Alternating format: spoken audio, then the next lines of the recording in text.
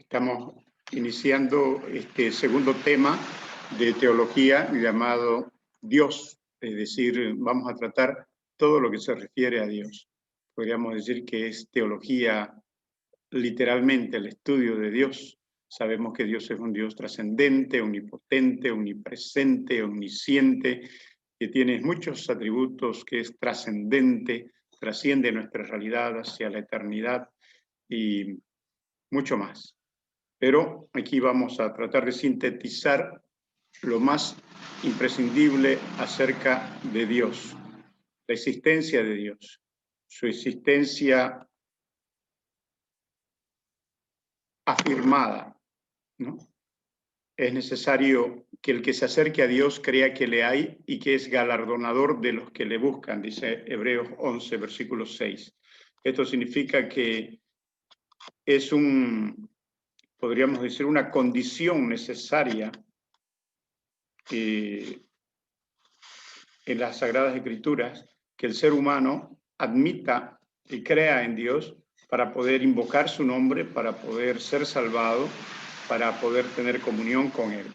Es decir, la Biblia no trata de demostrar la existencia de Dios, sino simplemente lo da por hecho. Afirma que Él existe, ¿no? Desde el versículo 1 de Génesis 1, que dice, en el principio Dios, ¿no? Entonces ya da por hecho que Dios existe.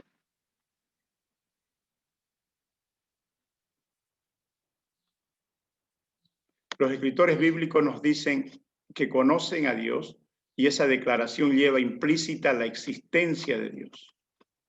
Los escritores bíblicos del Antiguo y del Nuevo Testamento. Entonces, dan por hecho la existencia de Dios. Su existencia demostrada. De alguna manera, en este tema queremos y lo hacemos para convencer a los que buscan sinceramente a Dios. Es decir, queremos argumentar o mostrar algunos argumentos a favor de la existencia de Dios con diferentes fines, podríamos decir. Para convencer a la gente, uno. En segundo lugar, para fortalecer la fe de aquellos que ya creen, es decir, los cristianos, para que ellos, en este caso nosotros, tengamos la certeza y tengamos algunos argumentos a favor de la fe y a favor de Dios. Como dice el apóstol Pablo en el Nuevo Testamento, que tengamos razón de la fe, que podamos defender con mansedumbre la fe que una vez fue dada a los santos. También para enriquecer nuestro conocimiento de la naturaleza de Dios. Para saber realmente cómo es Dios, cómo podemos relacionarnos con Él, necesitamos estudiar de Dios. El argumento cosmológico, ¿qué es lo que dice el argumento cosmológico a favor de la existencia de Dios? Dice que el universo debe tener una causa primera o un creador. Es decir, como hay tanta grandeza en nuestra Vía Láctea, en nuestro sistema solar, en millones de galaxias que existen en el universo, cuerpos celestes, asteroides, meteoritos, cometas. Sin embargo, existe un orden, un diseño, podríamos decir, y debe haber, por lo tanto, una causa que ha originado todo ese universo. Y esa causa para nosotros es Dios, porque no hay otra explicación. No puede ser al azar, no puede ser que exista todo lo que existe simplemente por suerte, podríamos decir, o por caos, o por alguna otra razón, sin sentido. El argumento teleológico, el diseño evidente en el universo indica que debe existir una mente suprema.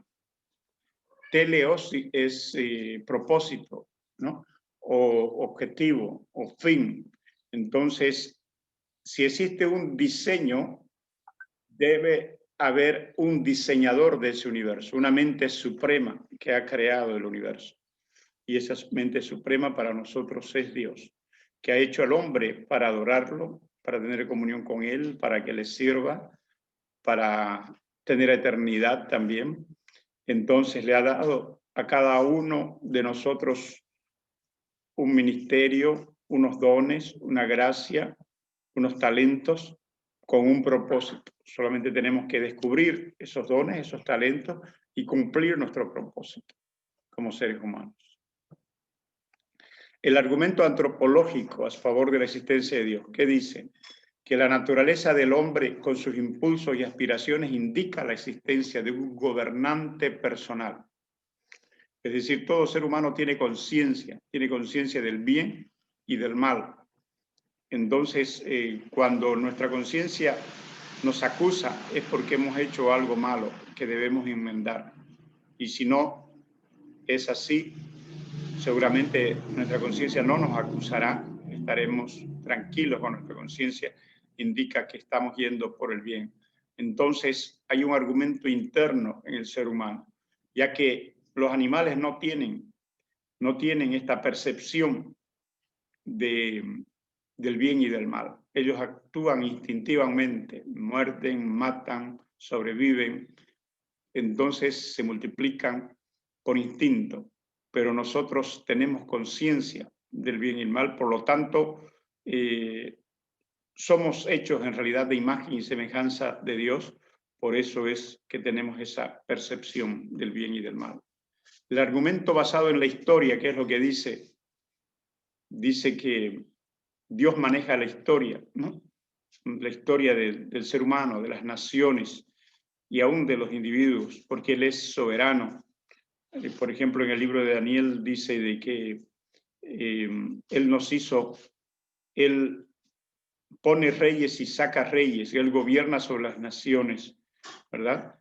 Entonces, eso podríamos decir, lo tenemos registrado en la historia, que es un tema amplio, pero lo vemos en el libro de Daniel preferentemente cuando menciona las profecías sobre la estatua cuya cabeza era de oro, que significa el imperio babilónico, los brazos, el imperio medo-persa, el pecho, el imperio griego, las piernas, el imperio romano. Finalmente se refiere al imperio romano de Oriente y de Occidente porque se dividió en dos, y finalmente los dedos de los pies. Al final de la historia vendrán 10 reyes que gobernarán el mundo, y de ellos posiblemente saldrá uno llamado el anticristo o la bestia en el libro de Apocalipsis. Entonces, la historia testifica de alguna manera que Dios la gobierna, que Dios existe, que Dios guía a las naciones. El argumento basado en la creencia universal, es decir, todo ser humano, en las etnias antiguas y las etnias modernas, tienen la conciencia de que existe Dios.